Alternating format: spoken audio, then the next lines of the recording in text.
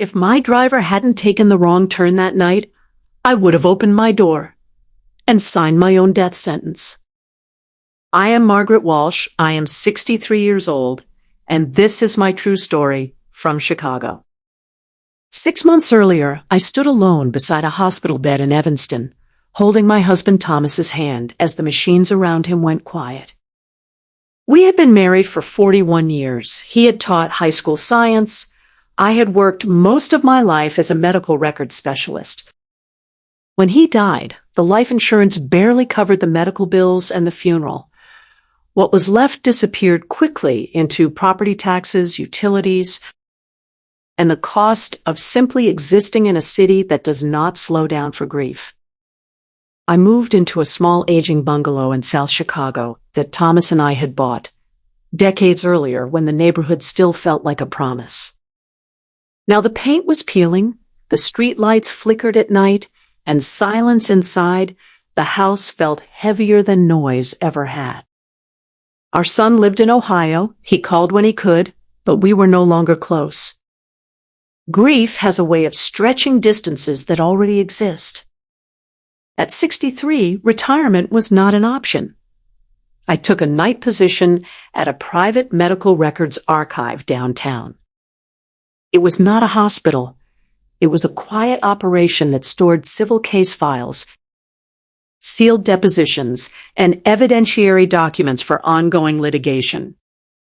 My job was to log files, verify chain of custody, and flag inconsistencies. The work required focus and discretion. It paid just enough to keep me afloat. My shift ended at 11:45 p.m. For years, I relied on the bus, then routes were cut. The last bus now left before my shift ended. Walking through downtown Chicago alone at midnight was not something my body or my nerves could manage anymore. My son insisted I download a rideshare app. I resisted until I had no choice. That is how I met Calvin. The first time his dark sedan pulled up outside the archive building, I hesitated. It was late. The street was empty. He looked to be in his early 50s with tired eyes and careful movements, but his rating was perfect. 5 stars, hundreds of rides. I got in the back seat and gave him my address. Long night? He asked quietly. Every night, I said. He nodded like that told him everything. Over the next few weeks, Calvin was always the one who accepted my ride. Same nights, same time, same calm presence. He never asked personal questions. He never pushed conversation. But he noticed things when I seemed shaken, when I was quiet, when I was cold. In October, I started bringing him tea.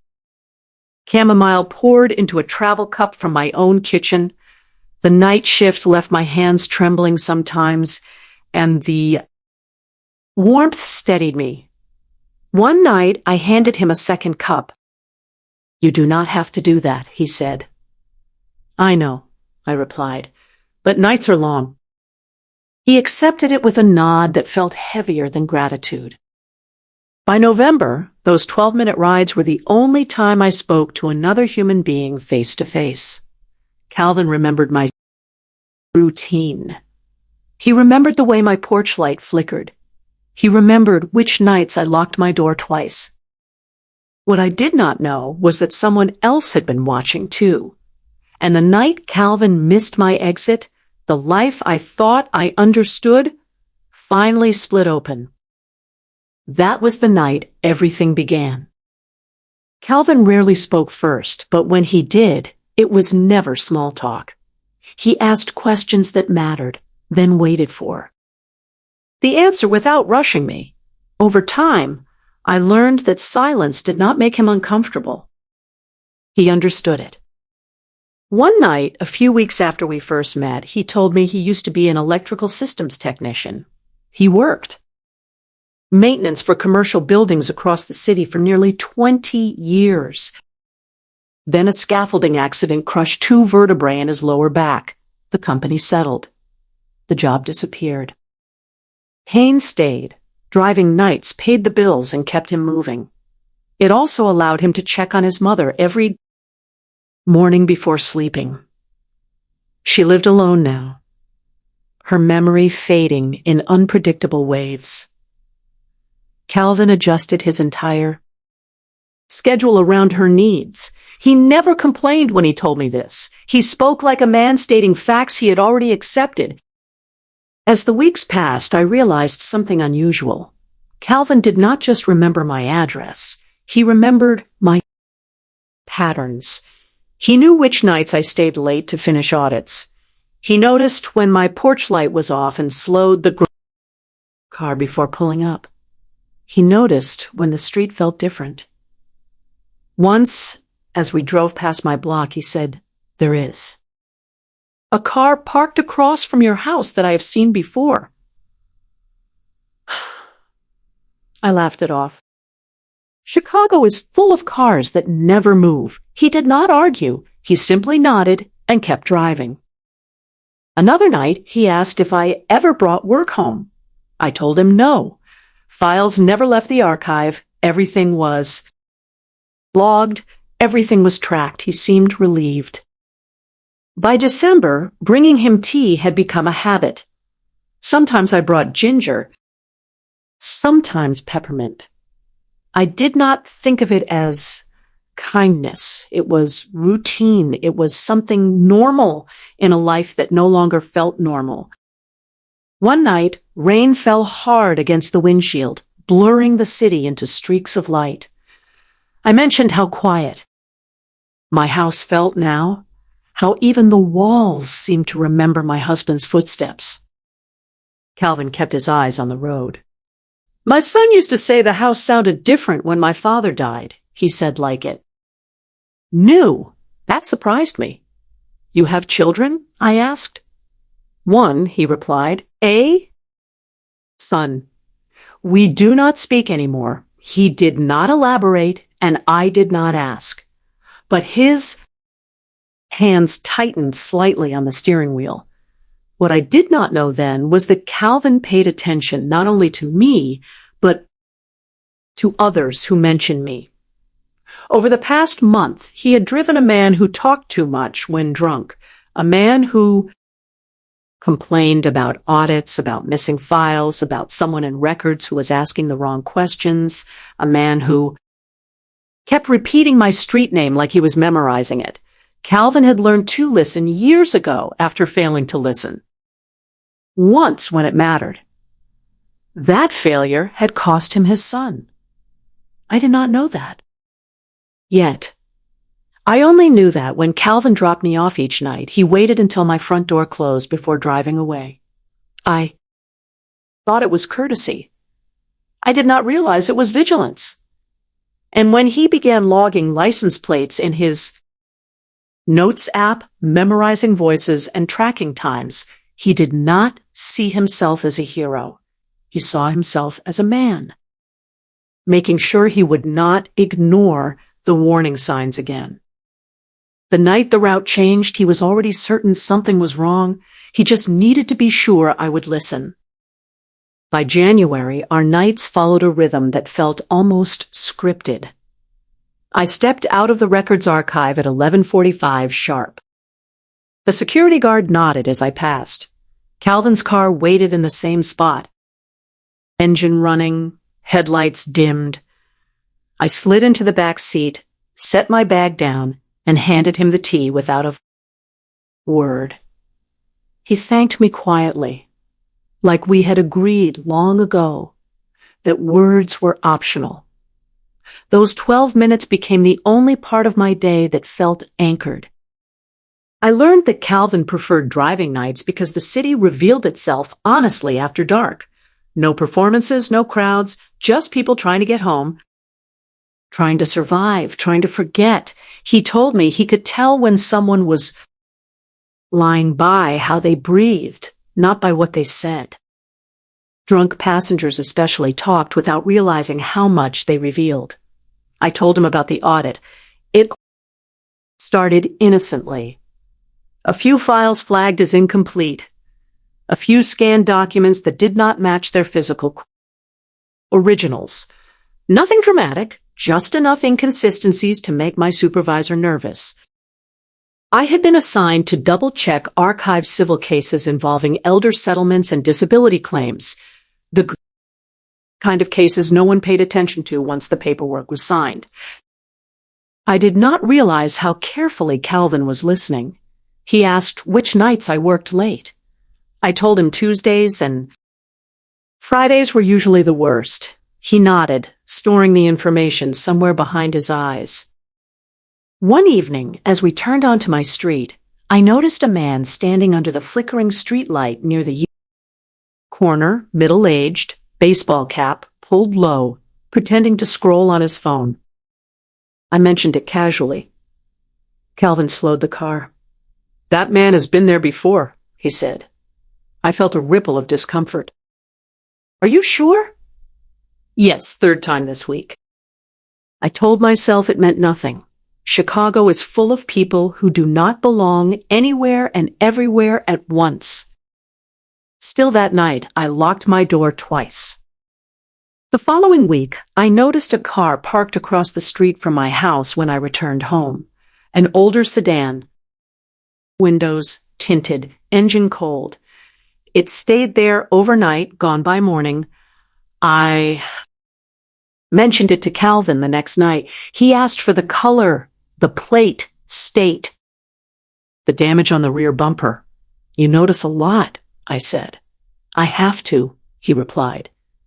"It is how I stay alive." It was the first time he said anything that hinted at fear. A few nights later, I found my gate unlatched. When I got home, I was certain I had closed it. The latch was old, rusted, unreliable.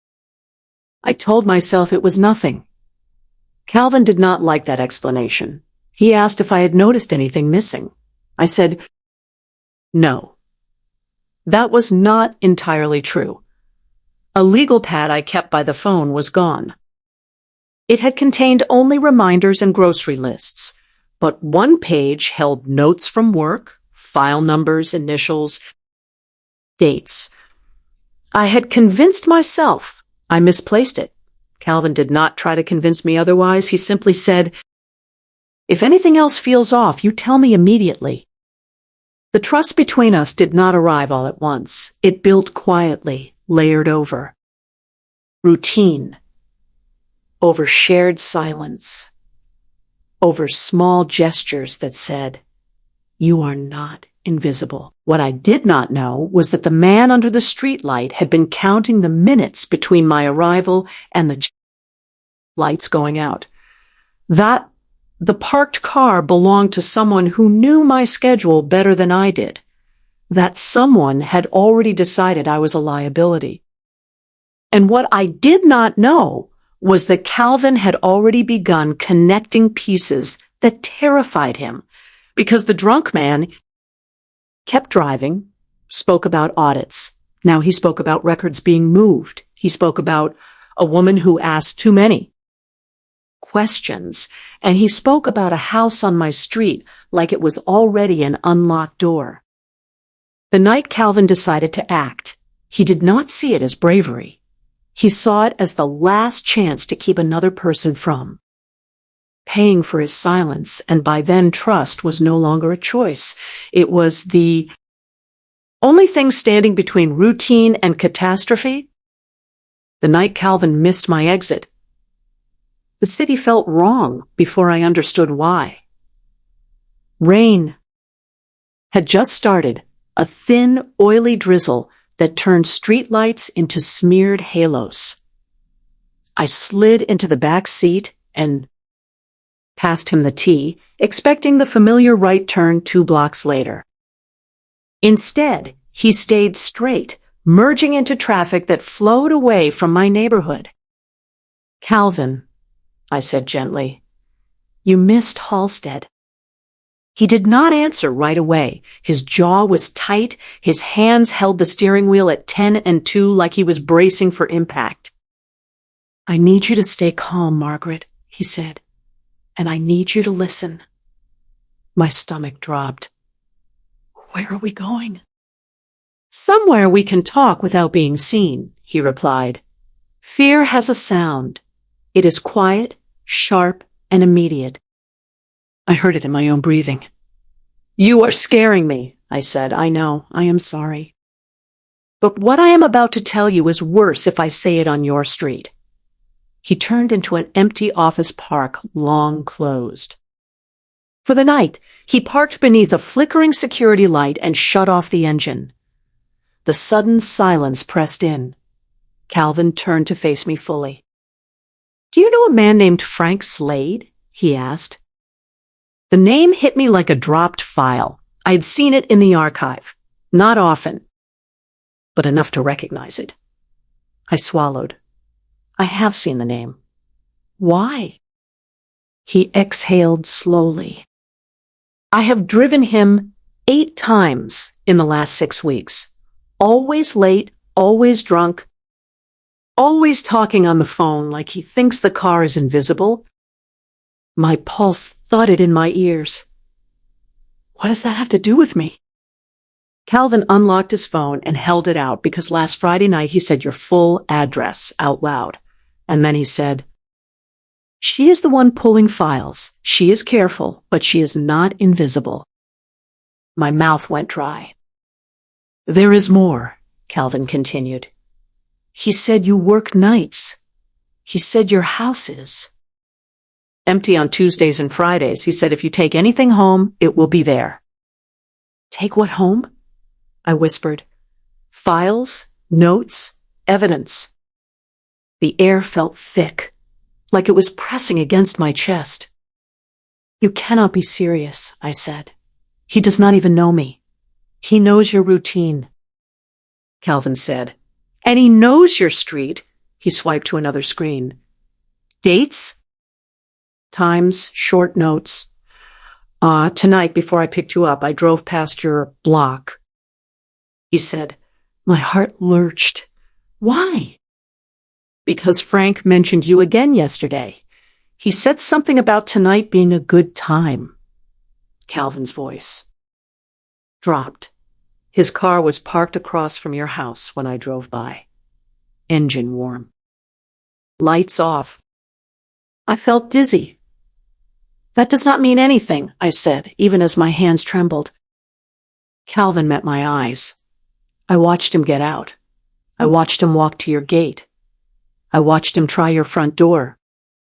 The world tilted. He tried my door. Yes. I could barely hear my own voice. He did not get in, but he did not leave either. He stood there looking inside like he was confirming something. Tears burned behind my eyes. Why are you telling me this? I asked. Because I am not dropping you off tonight, Calvin said firmly, and because you are not going home. I shook my head. I do not understand. I do not know what he thinks I have. Calvin leaned back, exhaustion etched into his face. Neither do I, but I know what happens when people decide someone is a problem. He paused. And I know what happens when no one warns them in time. The rain tapped against the windshield as if counting seconds. We are going to the police, he said. Now, for the first time since my husband died, I felt the full weight of fear settle into my bones. And for the first time I realized how close danger had been standing to my front door. We did not go to the police right away. First, Calvin drove aimlessly through side streets, looping through neighborhoods that looked identical in the dark. He said nothing for several minutes, letting my breathing slow, letting the shock settle into something I could function inside of. When he finally spoke, his voice was low and controlled. I need you to tell me exactly what you have been working on at the archive. I stared at the rain streaking down the window, at the red glow of brake lights ahead of us. I told him about the audit. In more detail this time. Over the past 2 months, several civil settlement files had come up incomplete, original, documents missing, digital scans, altered in subtle ways, amounts adjusted by small percentages that most clients would never notice. Always cases involving vulnerable plaintiffs, elderly tenants, injured laborers, immigrants, who barely spoke English. Nothing dramatic enough to trigger an immediate investigation, just enough to quietly redirect money. My supervisor thought it was a clerical error at first. Then she thought it was negligence. Then she asked me to start tracking patterns. Calvin nodded slowly. Frank talked about settlements. He said he talked about payouts being delayed, rerouted. He said someone upstairs was getting nervous. Upstairs, management, attorneys, anyone who signs off without reading closely. My chest tightened. I never took files home, I said. Never. Everything stays locked. Everything logged. I believe you, Calvin said, but Frank does not know that. He pulled into a grocery store parking lot that had been closed for years. The sign still flickered, even though the building was empty. He parked and turned off the engine. Then he showed me his phone. Notes filled the screen, dates, pickup locations, fragments of conversation written exactly as he heard them. She checks chains of custody, audit nights, Tuesday, Friday, house empty. After midnight, if she has copies, they will be there. I felt sick. You wrote all this down, I said after the third ride. Yes, Calvin replied. When? He started repeating your street name like he was practicing it. My hands shook as I scrolled. There was more. 2 nights ago, Frank asked another passenger if they knew how to disable alarm systems in older houses. Last night, he talked about garages and back doors and how people never reinforce them. I closed my eyes. I remembered the loose hinge on my garage door, the window that never quite latched, and the legal pad that had gone missing. I thought I lost it, I whispered. Calvin did not respond immediately. He reached into the center console and pulled out a small digital recorder. I started recording his rides, he said. Audio only for my own protection. Passengers consent through the app terms. Most never realize it. He pressed play. Frank's voice filled the car. Slurred, angry. She is careful, but she is slow. If she figures it out, she will talk. I need to get ahead of this. The recording ended. I opened my eyes and looked at Calvin. He is not just watching me, I said. He thinks I have proof. Yes, Calvin said. And even if you do not, he thinks your house is where answers live. Silence stretched between us. Then something else clicked. Frank works nights too, I said slowly. That is how he knows my schedule. That is how he knows when the building is empty. Calvin's jaw tightened. He told me he had keys. He said no one checks the basement after midnight. The basement where the archive vault was.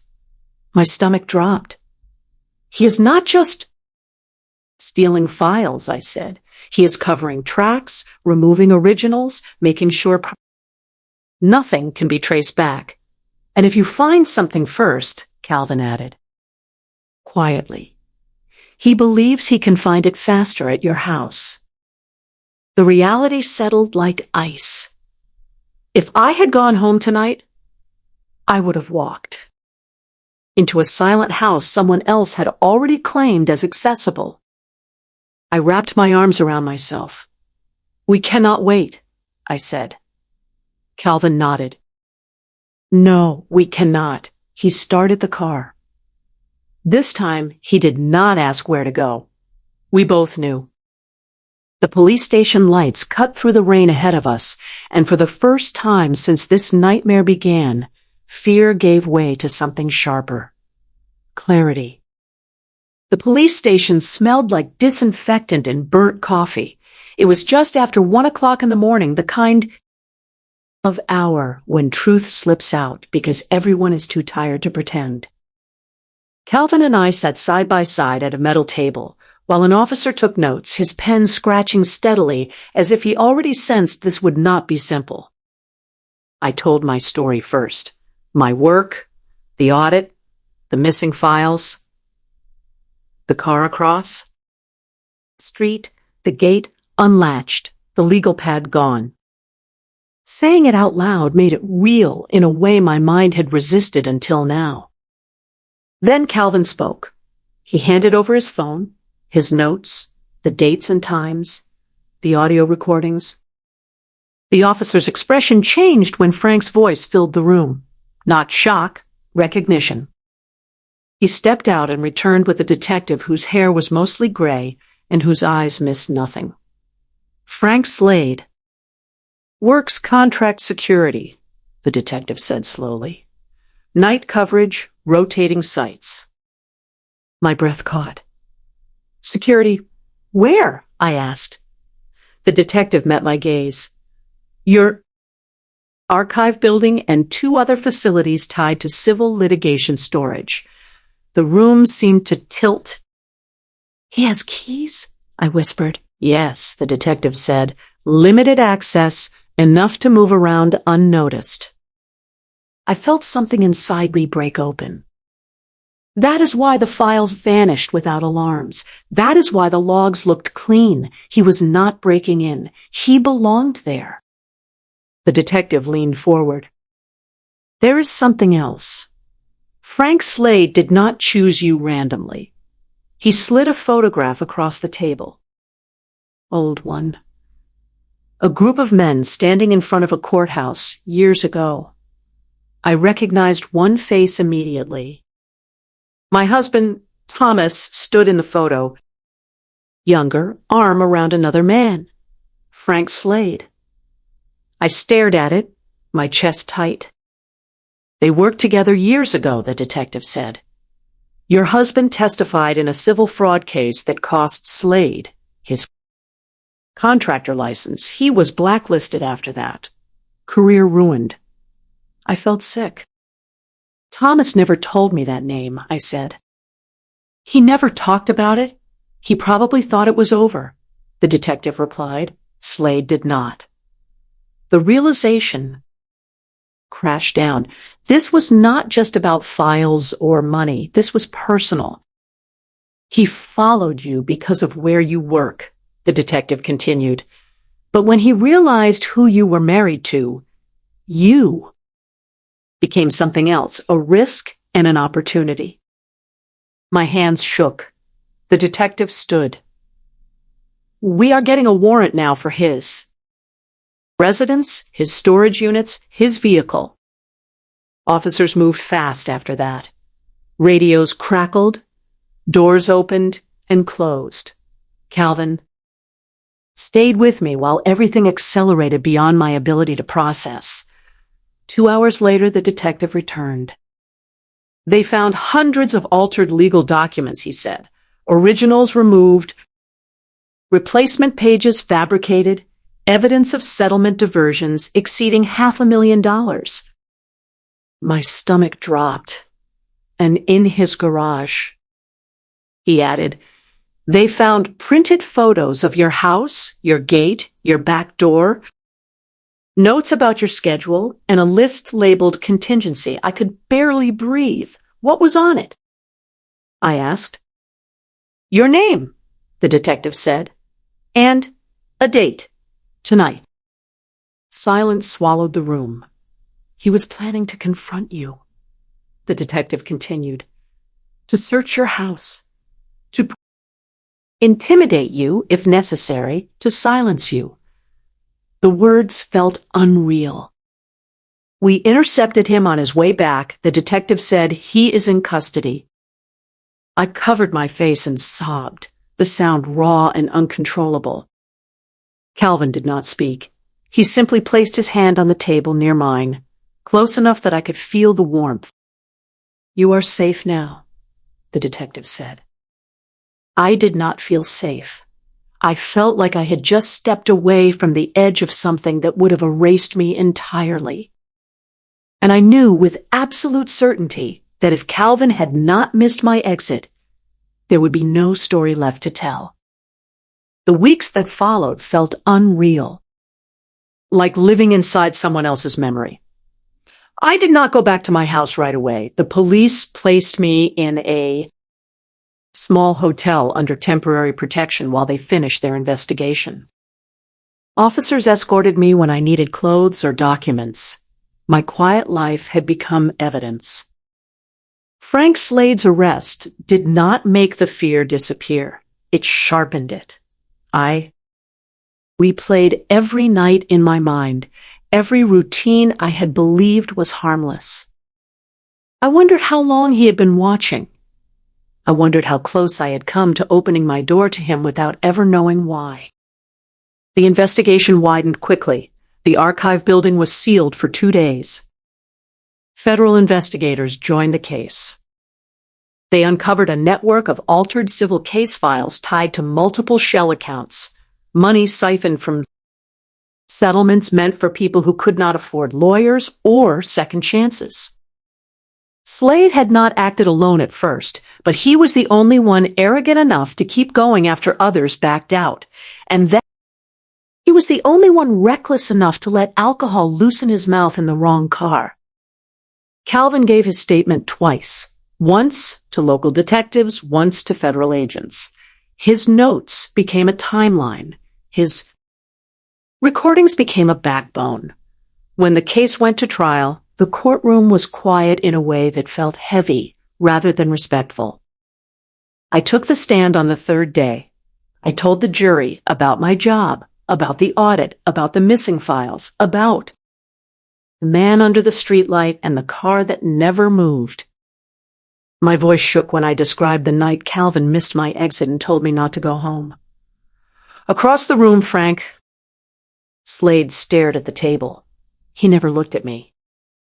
Calvin testified the next morning. He spoke calmly, clearly. He described patterns, not feelings, times, dates, exact words. When the recordings were played, the room shifted. You could feel it. The moment when the jury understood this was not speculation. It was intent. The defense tried to paint Calvin as paranoid, as a driver exaggerating drunken rambling. Then the prosecutor asked one question. If you had ignored it, what would have happened? Calvin did not hesitate. Someone would have died. The verdict came faster than anyone expected. Guilty on all counts. Financial fraud, evidence tampering, stalking, attempted unlawful entry with intent to intimidate. The sentence was severe, enough years that Frank Slade would grow old behind concrete walls. When it was over, I expected relief. What I felt instead was emptiness. Justice does not restore what fear steals. It only closes the door behind it. Slowly, life began to return to a shape I recognized. I went back to work. The archive reopened under new management, new safeguards, new oversight. The audit I had started quietly had ended something much larger than I ever imagined. Calvin kept driving nights, but now I sat in the front seat. We talked more about everything, about nothing, about the son he lost, not to death, but to distance, and guilt, about how listening too late can destroy a family just as surely as violence. One evening, weeks after the trial, his phone rang while we sat in traffic. He did not answer right away. When he did, his voice cracked. It was his son. He had seen the news. He had read about the case, about the driver who saved a woman by paying attention, about the man who did not look away this time. He wanted to talk. When Calvin hung up, he pulled. the car over and cried like someone releasing years of held breath. I reached for his hand without thinking. "Sometimes the truth hurts," I said softly, "but sometimes it opens doors." He nodded. That night, for the first time in a long while, neither of us felt invisible. And for the first time since my husband died, I believed the future still had room to surprise me. Life did not return to what it was before. It settled into something new. When I finally went home for good, the house felt different. Not violated, but changed. The locks had been reinforced, motion lights installed, cameras quietly blinking near the eaves. Safety measures, the police said. Precautions. But what truly made the house livable again was knowing that danger no longer lived unseen in the shadows of my routine. I kept my job at the archive, still working nights, still handling files most people never think about, but no longer moved through my days believing that quiet meant safety. I understood now that silence can hide intentions just as easily as it can hide pain. Calvin and I began having dinner together on Sundays. At first, it was just coffee, then soup, then meals that took time. He introduced me to his mother, who smiled at me like she recognized something familiar, even when words escaped her. A few weeks later, his son joined us. Awkward at first, careful. Two men relearning how to speak without blame. They asked me questions about the case, about how it felt to testify, about fear. I answered, honestly. Fear does not always scream, I told them. Sometimes it waits patiently for routine to make room for it. Over time, those dinners became something neither of us had planned. A family shaped not by blood, but by attention. At work, a new clerk started. Young, overwhelmed, working nights because she needed the money, not because she wanted the hours. I recognized the tightness in her shoulders, the way she hesitated before asking questions. One night I brought her tea. She looked at me like I had handed her something rare. "Thank you," she said quietly. "You have no idea how much this helps." But I did. I knew exactly what it meant to be seen in a place where most people only look past you. Months later, Calvin received a call while driving me home. His son had decided to move back to Chicago slowly, carefully, but intentionally. They were rebuilding something that had broken long before I ever met either of them. That night, as Calvin dropped me off, he waited until I was inside before driving away. Some habits never disappear. I am 64 now. I still live in my small bungalow in South Chicago. I still work nights. I still drink tea when my hands shake. But I no longer believe I am alone in the quiet.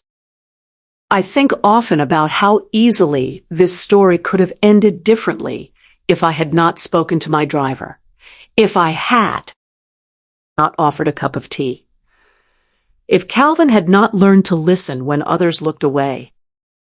Kindness did not save me because it was magical or heroic. It saved me because it created connection. Connection creates awareness. Awareness creates action, and action changes outcomes. We live in a world where people are taught to mind their own business, to look down, to keep moving, where drivers are invisible and passengers are just fares, where silence is mistaken for safety. This story exists because one person chose to pay attention, because another chose to treat a stranger like a human being. So this is the lesson I carry forward. Be kind, not because you expect something in return. Be kind because attention is not weakness. Be kind because listening can save a life. You may never know whose routine you interrupt, whose fear you quiet, whose ending you quietly rewrite by choosing to see them. I gave my night driver tea every week. One night he missed my exit, and because of that, I am still here to tell this story. This was my true story from Chicago. Looking back, I know now that my life was not saved by luck or courage. It was saved by attention, by kindness, by two people who chose not to treat each other like background noise in a long, exhausting night. I did not give Calvin tea because I thought it would matter. I gave it because it felt human, because grief had taught me how heavy silence can be. And in return, he listened when others would have tuned out. He noticed patterns. He trusted his instincts. He chose to act. What I learned is this: evil rarely arrives loudly. It hides inside routine, inside schedules, inside the belief that nothing bad will happen tonight because nothing bad happened yesterday. Kindness does not make you weak. Awareness does not make you paranoid. Caring does not make you foolish. Sometimes being kind is what keeps you alive. What lesson did you take from this story, and where are you watching from? Tell me your city in the comments.